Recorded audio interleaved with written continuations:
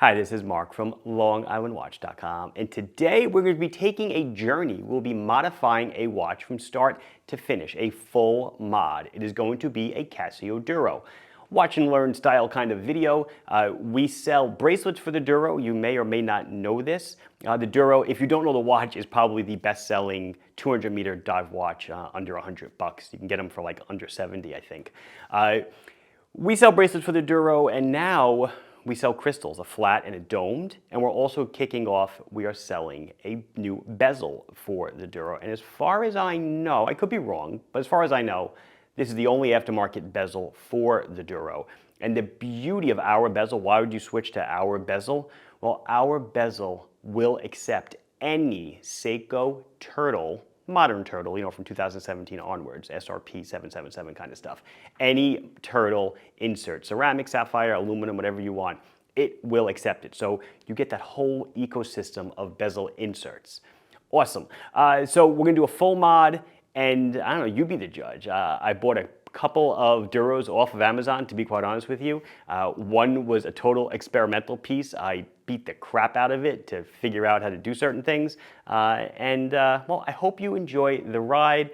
This one came out really, really awesome. So you guys have seen me use this stuff before. It's golf grip tape solvent. I'm gonna use that just to dissolve the adhesive on the bezel insert. As I said, here is a brand new Casio Duro that I purchased from Amazon. Amazingly enough, I ordered it at like 7 in the morning and I had it by like 1 or 2 in the afternoon. Amazing. Anyway, so here's what we're gonna do. First thing I wanna do is get the rubber strap off the watch. So I'm just using a spring bar tool with a forked end, and eventually it will pop off one side. And then once I get my fingers situated, there we go, and we'll yank it out of the other side. I like golf grip tape solvent to remove bezel inserts, simply because it's non-corrosive. Get it on your fingers. It's not bad stuff. It doesn't have any smell. So I have a little cup. I'll pour a little bit in. I've had this bottle, I don't know, it's gotta be 6, 7 years at this point. So as you can see, it goes a long way. And I'm gonna pop it in there face down and leave it overnight. Interesting to note, the Duro does not use a bezel gasket. So just giving it a little bit of a wipe and a cleaning, just so I don't get my fingers all full of solvent. And I'm going to, well, you'll see, the bezel insert actually literally just comes right off. All of the adhesive has been dissolved by the solvent, and it just pops off in one clean piece. Once it's off, I just make sure that it's clean all around. I wanted to remove the insert just so I could see the mechanics of what is inside. The bezel is held on, contrary to like a Seiko, is held on with pressure and a couple of lips that slide past each other. This is held in place with a retention spring, and you cannot get at the retention spring. So my original goal, and I'm pointing at it here with the screwdriver, is if I could slit the outside of the bezel with some kind of a multi-tool, a rotating multi-tool, then maybe, just maybe, I could pull the spring out. But you'll see, best laid plans don't always go the way you want them to. Here I'm just taking a die from a crystal seat, and I'm just finding a die that will fit over the bezel, fit over the crystal perfectly, so that when I go to hack off the bezel itself, I do not hit the crystal at all. So here I am with a Dremel from, honestly, I think it's mid-90s, it still works, with a cutoff wheel, and I'm just going at this thing side by side and taking my time, going slow. In retrospect, I should have protected the lugs of the watch with a couple wraps of electrical tape, because I did nick one of the lugs ever so slightly. This process probably took me between 5 and 10 minutes all told, but eventually I realized I was not going to get to the point where I can rip the spring out. It just wasn't going to happen. I would need to really remove a ton of bezel. So instead I opted to really just kind of cut off the bezel edge itself, as you could see me work it out. And eventually I was able to get a piece of it off, and then the whole bezel pried off. I am not kidding. These bezels are on really, really well. You will not get them off with the classical method of a case back knife or any of the multiple tools. I have tons of tools for removing bezels. None of them did the trick. But here you can see the watch. I did nick the top right lug. You could see it. I could polish that out. However, hey, live and learn. So next thing we got to do is remove the case back. And I'm going to use my Bergeon ball. I could use a case back tool, but I always go to this first because it does not create any marks on the surface of the case back. As I'm loosening this, I should note, I want to tell you now that we're going to use a few things in this video, a Duro crystal that we now sell and a Duro bezel. If you are replacing the crystal only, you do not need to replace the bezel. However, if you are replacing the bezel, you do need to use our crystal. They are not compatible. So here we go. I removed the case back. I removed the insulator or that movement holder disc. For those of you saying I should use finger cots, I don't care about this watch. This is really just for demonstration purposes, and my dexterity is better without them.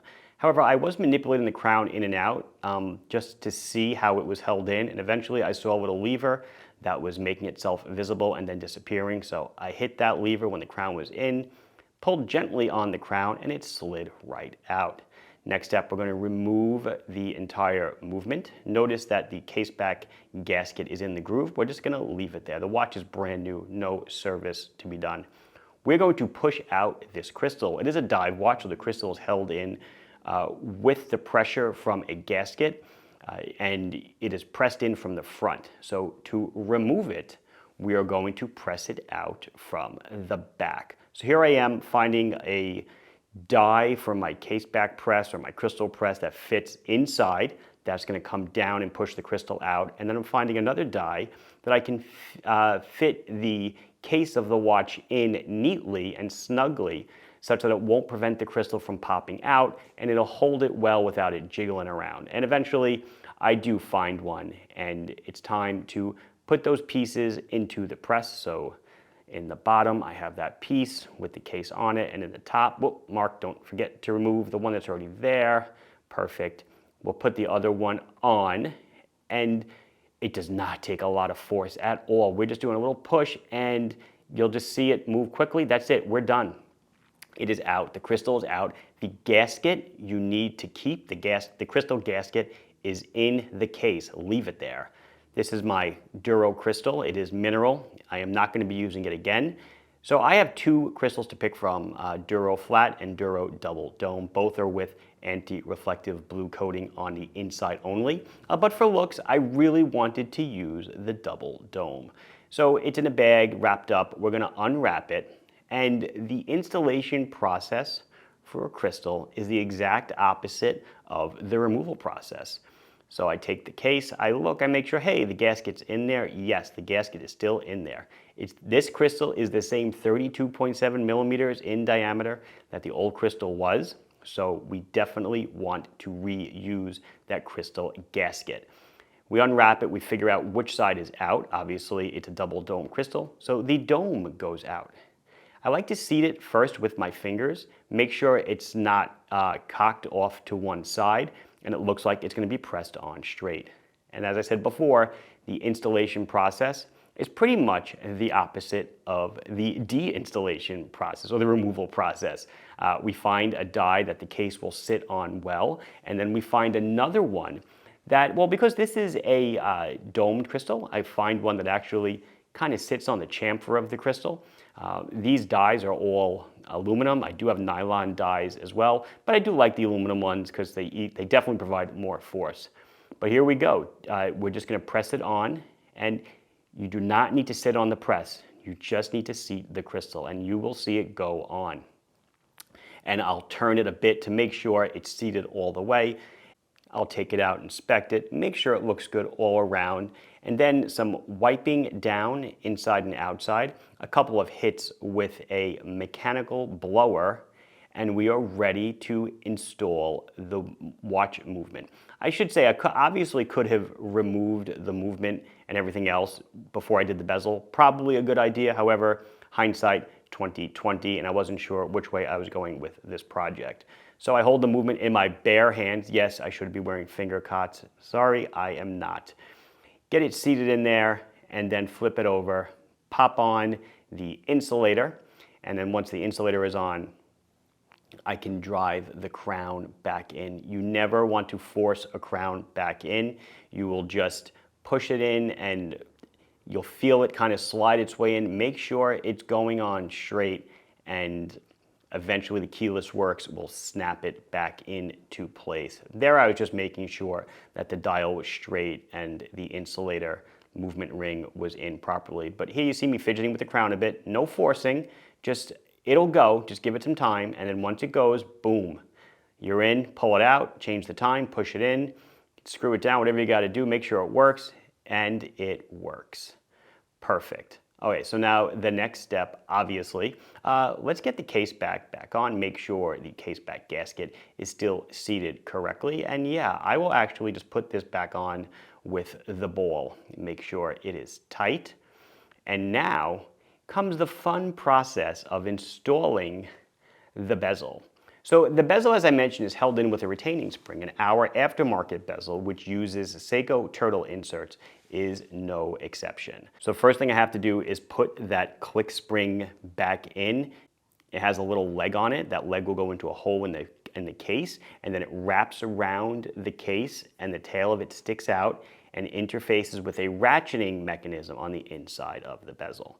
So I take the bezel and I make sure that that ratchet tail is seated, and then press it onto the case with my hands. Now comes the fun job of installing the retaining spring. This takes a little bit of time. You need to feed the spring in between the bezel and the case. And when you have it and you see it, if you're not a pro, you will finally understand how it goes. Although it doesn't make a difference where you start. There's a spring with a whole bunch of flat surfaces in it, and you're going to start to kind of weave it into, there's a channel in the case, inside of the case, and there's a channel on the inside of the bezel, and you're going to weave it into there, working your way all the way around, and eventually when the tail goes in, the bezel is now 100% retained, and it will click in one direction. I do recommend after you do this, give it a little bit of a soapy bath. I did, just to make sure all the dirt is out from your machining. But here we go. Beautiful, right? Look at that crystal. Bezel action is nice. Counterclockwise clicking, 120 clicks. Coin edge polished bezel. So now we need to seat our bezel insert. As I mentioned, this is going to use Seiko Turtle bezel inserts. I happen to have a ceramic Batman dive bezel. It is loomed and it is beautiful. We'll do a little bit of a dry fit. So I need to take that adhesive strip, that adhesive disc that it came with, and put it on the inside of the bezel. So it has a little handle. You can see me fiddle with it just a little bit, but eventually I get it to release. You can hold it by the handle and you stick it into the bezel. Some people put their adhesive on the bezel, some people put it on the insert. You'll see why in this situation I'm doing it on the bezel. Because contrary to the Seiko Turtle, the lip that the insert sits on here is kind of narrow. So I want to cut away about half of the adhesive disc from the inside, that inside circle. I need to cut that away because if I leave that there, it's actually going to stick to the case and the bezel at the same time, and it won't rotate. I mean, I could work it and eventually the adhesive will just fail and I could rotate it and the bezel will stick and it'll work just fine. However, this is just neater. Little X-Acto knife, I'm finding the gap between the bezel and the case where we wove that spring in, and I'm just rotating, and I will remove the inner portion of adhesive. I removed the release film from the outside. Probably not the smartest idea. I should have waited on that. However, no problem. And I kind of picked away and I was able to get the adhesive out from inside of the inside surface of the bezel. And then the next thing we got to do is, well, we're cleaning it up a little bit. I was making sure it was extra clean. Is we're going to take the insert and we're going to line it up at the 12. There you saw me rotating the bezel counterclockwise and then pulling it clockwise to make sure it was firm up against a click. so I don't wind up with a triangle that's between two clicks. So there we go. It's lined up perfect. And once it's in, just slam it home. Push it on nice with your fingers. And once you're happy, hey, this is double stick tape. Once it's on, it's on. It's not going anywhere. This is like 3M, like VHB tape, very high bond strength. Excellent, excellent stuff. Man, beautiful. Does that look awesome? Domed crystal, a little bit of a chamfer on it, and a loomed ceramic insert. Time for a bracelet. So we sell, well, I think right now about 4 different bracelets for the Duro. Here is our Brac 75. It is a mixture of polished and brushed surfaces. Installing a bracelet, super simple. We include the spring pins, and all you're gonna do is line up the lug on one side. I'm a little far away here. I'll zoom in a minute. Use my spring bar tool, and I'm going to just work it back and forth, and eventually it'll just pop in.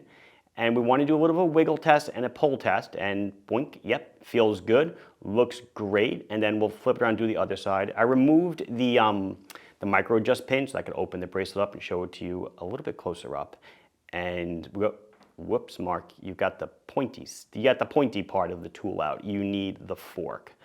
Whoops, so hey, mistakes happen, and start again, reseat it, and then get your fine fork tool ready. And same process, one side, other side, and just work it in. And once you're sure it's in, give yourself a little tug test, a little pull, twist, whatever you got to do, and voila, a fully modded Casio Duro.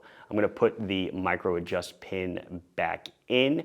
I chose the middle setting, and then I'm going to go and size it. Our bracelets are sized with screws. Super simple. We include the screwdriver. You just remove a screw, pull it apart, remove another screw, remove the links, and just rinse and repeat. The only thing is you want to try to remove the same amount of links from both sides.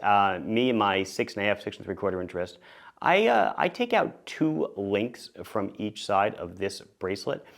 We have this style bracelet. We have a fully brushed bracelet. And we also have some two-tone options for those of you that have the gold Duro. But there you saw me remove one screw, and then I remove the other, pull it out, and I get a chain of 2 links that I can just save. Save those for another day. Save it if you gain some weight, or if someone you know buys a bracelet and they need extra links. We always have extra links if you purchase a bracelet and you need one. To put the bracelet back together, it's simply the same process. You take the screw pin, you pop it back in, and there you go. And that's it. Beautiful looking Casio Duro. We sell all of these parts, the bezel insert, the bezel, the glass, the bracelets, the old on the left and the new on the right. It has been Mark from LongIslandWatch.com showing you how to mod your Casio Duro. Please like the video if you enjoyed it. Subscribe to the channel if you have not done so. Questions, comments, anything else you want to say, please put it down below and I will be sure to check it out and hopefully answer you as soon as I can. Thank you very much for watching. Bye-bye.